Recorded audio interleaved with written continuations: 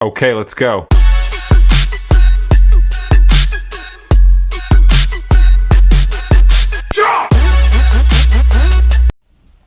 Hey everybody, and welcome back to my channel, Probation Officer's Perspective. If you're new to the channel, make sure you hit that like and subscribe button. Hit that notification bell to all so you'll be notified of all the new content that I'm pushing out. And with that, I want to thank each and every one of you for all your support. I've had so many people reach out to me. It means the world. You don't even know. So I wanted to give everybody, I told you I was going to bring you along my journey. March 29th it was late. It was March 28th, late at night, and then was the next day when I got the results that I had cancer, and it was cancer on the base of my tongue and in my lymph nodes in my neck. That's why I'm wearing a neck gaiter, because I just had a biopsy done right here today, and it's all swelled up underneath. All this is all swollen and bruised and everything else, and I just didn't want to share that part of it. But so the 29th, I was diagnosed. And you would think things would be like a fast process, but it's actually kind of, kind of fast. Today's the 21st, and I've had the CT scan, I've had the PET scan, and then my biopsy. So what I wanted to share with you guys is the CT scan of obviously is what caught the cancer, and it's again on the base of my tongue and then in my both lymph nodes. And this side was the worst. This side was not swollen. This side was swollen up, but there's lymph nodes in there. So I had the fun. So anyways, I had my PET scan on Friday, which was the 18th. So I had the PET scan on Friday the 18th. Anyone that's had a PET scan done, kudos to you, man. I have anxiety and PTSD, so being strapped down to that table and not being able to move and being injected with that radioactive nuclear, whatever the stuff it is, just like the CT scan was some nuclear stuff, whatever, which makes a weird burning feeling in your body. I've never had none of that stuff done. I've had a CT scan years ago, but I didn't remember that, that warm, weird feeling you get at first when they first put it in your IV. And then the PET scan, though, like I said, was the worst. When you have anxiety, and which I've had for years, and the PTSD from just everything that in my life, I've been battling that for years, and from my job mainly. And they strap you down. Well, they did anyways. They had my head laying flat on a metal table, and they had my head in a thing that went from my shoulders around my head, and then they shoved these styrofoam things, I think they were styrofoam, I couldn't see, to make it so tight against my head. And then they put a strap across my head to strap my head down. And then across my body, I had to have my arms down to my sides, right? And they put a big old, it's probably like that wide, across my whole midsection to hold my arms down. And it was not fun. I can tell you that at the least. And then they put that nuclear crap contrast or whatever it is, and you have to sit there for 40 minutes after they put it in you. I had to sit in a room by myself, no TV, no nothing, just sit there. All there was a chair in that room. It was horrible, just the feeling of it. But anyways, putting me in that machine, eventually I got them to take the strap across my midsection because I couldn't do it. And I'm like, look, you got to get this off here. I can't move my head. I can't move my arms. I can't move any part of my body. And this is, it takes, you're laying in that table for a good while. So they did take it off and just said, yeah, you can't move your arms. And I was like, I'm not going to move my arms. But, when you strap me down like that, man, it was crazy. Anyways, 2 hours later after the PET scan, I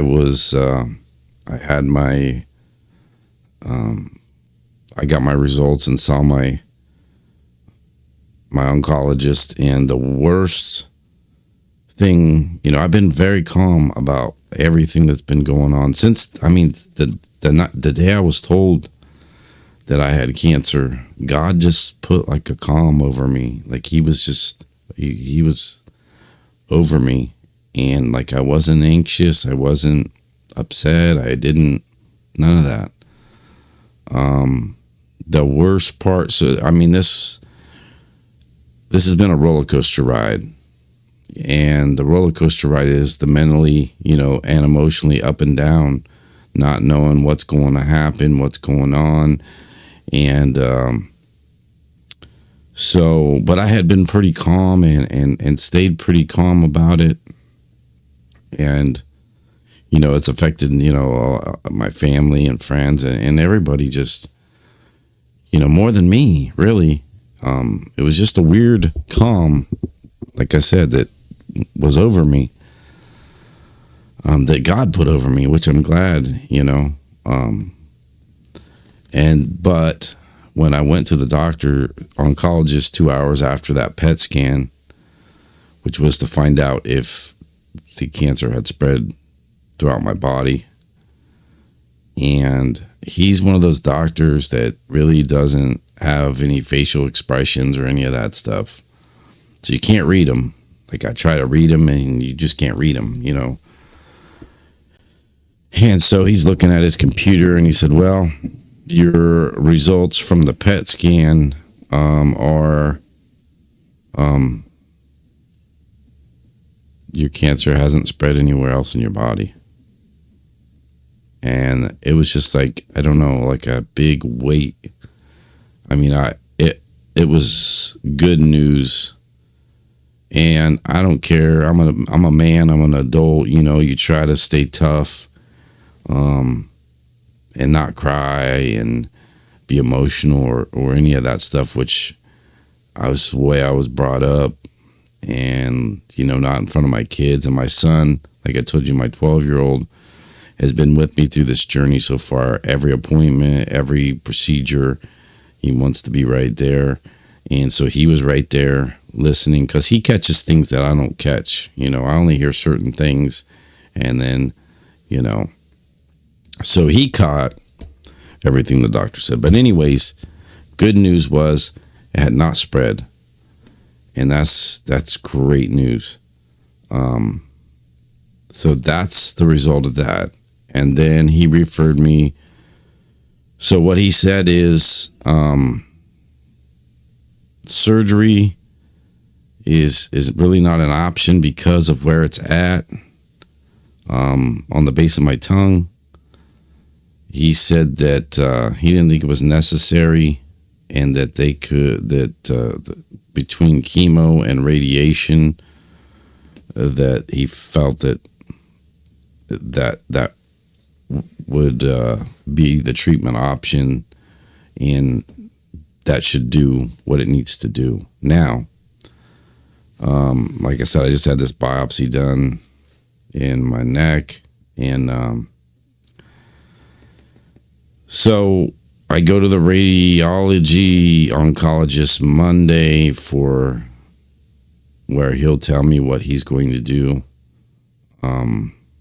or the treatment plan, and then also the I mean, we got to wait for these results from the biopsy, which kind of did it backwards, but that was kind of my fault too, because the way their scheduling is. But hopefully, I mean, it is what they said it is. And the treatment process is what it is. And but I did make an appointment. My daughter, who had cancer, I think I've told you guys before, my oldest daughter had breast cancer at a young age. 2 years, she's been 2 years now since she found out she had cancer, and she's cancer free, but she had to have a double mastectomy, and it was just a rough thing to see her child go through. Well, now she's watching her dad go through it, and it's really hard on her knowing, but she's being staying strong for me. And, all my family and friends and everybody's just been real supportive, and I appreciate each and every one of you, man. The prayers every day. I mean, it's just, I want to thank everybody for that. So there's a really good hospital, cancer hospital, which is about an hour away from me. And it's the James Cancer Hospital, and they specialize in it. That's where my daughter went. And the hospital that I've been going to is a smaller hospital where they don't have specialists, oncologists. So I'm going Friday to see a specialist that specializes in that type of cancer. And he's going to have all my records, and then I'm going to get a second opinion with him of, treatment or whatever he thinks, because he's a specialist. Whereas in my oncologist is they don't have a specialist there. He's just a regular oncologist. Not saying he doesn't know what he's doing or anything like that, but my daughter got 3 opinions when she found out, and I'm going to go to the James Cancer Hospital, and so that's what I'm going to do. And that's on Friday, and hopefully they'll have the biopsy results by then. But as far as all the other records, I've already had that transferred, so that they'll have those. But I'm still going to keep my appointment for Monday for the treatment, because if they tell me the treatment's going to be the same, and they can't, that's a big hospital. It's a huge cancer hospital. My daughter had to wait. I know it was a while before she could start chemo and all that. So I already have my appointment on Monday. Depending on what the specialist says on Friday, if he's going along with the same plan, then I will get the treatment at the smaller hospital the same way. And he can even send orders. But that's just what the plan is for right now. I've been wanting to do content, and get live, but I've had so much appointments, man. I had appointments, procedures. I was sick there for like almost 2 weeks. I'm just now getting over that being sick crap. And I've heard a lot of people that's had it. But I want to shout out to all my friends and family and content creators and just everybody that's really been there and supported me. And I'm going to continue to keep you guys along on this journey. Now I did do a couple videos, like my first appointment, but it really was not great, and I thought, what, let's just wait till all the testing's done. And then once we figure out what the my options are, and then I start my treatment, that's when I'll go live. And I'll start doing lives, or I'll start dropping videos, you know what I mean? And keeping you guys updated and bringing you along the journey, just in case anybody else ever that goes through what I'm dealing with cancer. It's not something in a million years, that you'd ever think. I never thought. I mean, although I've smoked, I've, all the stuff I used to do when I was younger, and, but it's just one of those things, But God's in this. He's got the steering wheel. You know what I mean? He's in charge. And I believe in God and the Holy Spirit, and He's just put that calm over me. And those of you that don't, hey, look, I'm telling you what, my son, he has his own TikTok channel. Go check it out, please. It's JadenOnJupiter.1. JadenOnJupiter.1 on TikTok. If you do TikTok. He does daily Bible verse every single day. He's 12 years old. He said one day he was just in his room, and he tells his testimonial on there, and then he does a daily verse every day to help people. And so I thought it would be really, I wanted to share that for him. He's really good, and we pray together every day or every night, and he's just been my rock. I mean, God is my rock. My son's been my rock. I have an older son. He's taken it differently. He just, no emotion. He doesn't, and I'm a single dad, and I try to sit down and talk with him, and, everyone deals with everything differently, and I'm the same way. I don't show emotions. Never show emotions. But I'm going to tell you right now, when I was in that doctor's office, and he told me that the cancer had not spread, I broke down. I did. I broke down in tears, dude. I cried. I couldn't even talk after he walked out of the room, but my son was right there. And he said, "Are you okay, Dad?" And, he looked concerned because I was crying, but when I finally got myself together, because I'm just not an emotional person. I don't cry, and that was just the way I was brought up, and it was. I said those were tears of joy. You know what I mean? That cancer has not spread. And thank you, God, for that. It's it's a miracle. God does miracles every day. And like I said, check out my son's channel on TikTok, and he tells you all about it. He knows it, everything. But it's brought my relationship with God a lot closer. I grew up that way, growing up in Salinas. I grew up at a Catholic hospital. I grew up in a Catholic church. I was baptized as Catholic. My whole family was Catholic on my mom's side. And all my friends that I grew up with, we all went to the same church, Madonna del Sasso Church, growing up. So I used to go to catechism on Saturday, mass on Sunday.